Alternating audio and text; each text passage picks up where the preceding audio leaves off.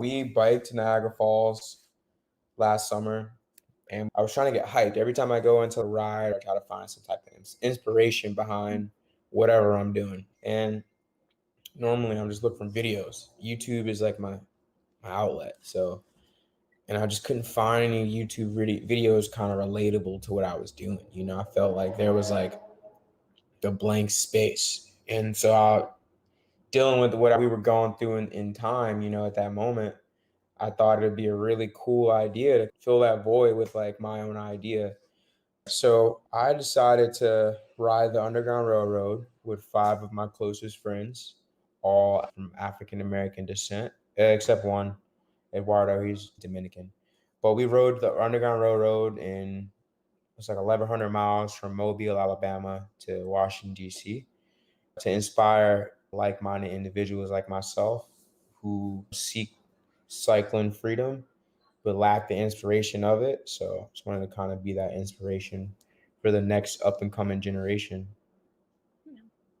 Doing research, come to find out that there is no really specific route for the Underground Railroad. Yeah.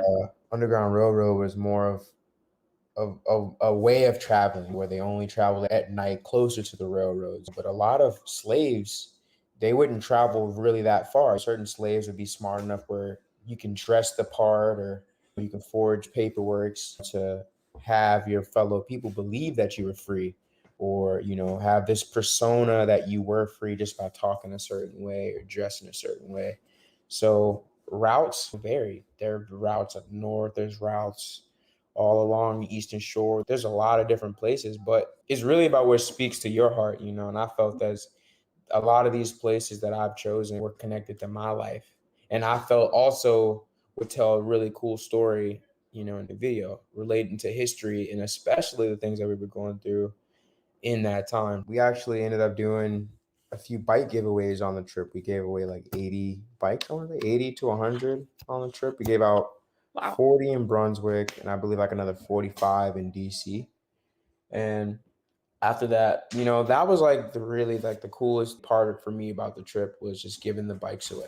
Giving the bikes away and just seeing the smiles on kids' faces who have never had bikes before, or just like their bike was broken and needed a new bike. So to give back, and helmets and pumps, whatever we needed was like the best thing ever.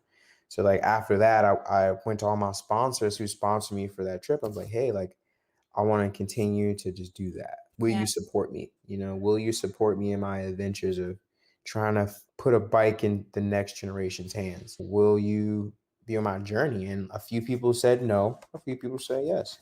So with that, that energy and that wave, I kind of started my own nonprofit. It's called the Smiles4Miles Tour. This summer, we will be going to 10 different states, and we will be rehabbing, giving away, and also teaching lessons on cycling. So it's not just, we're going to give bikes away, we're going to fix bikes, which are also going to teach you how to maintain and succeed while on a bike, whether it's on a trail, whether it's in the streets, whether it's by yourself, like in any aspect where you can feel safe and comfortable while on a bike. That's going to be a really key aspect to making this all happen is the community. You need the community to come out and actually come together, and we can show you how to, keep that bike alive and keep riding and keep using it for the next generation.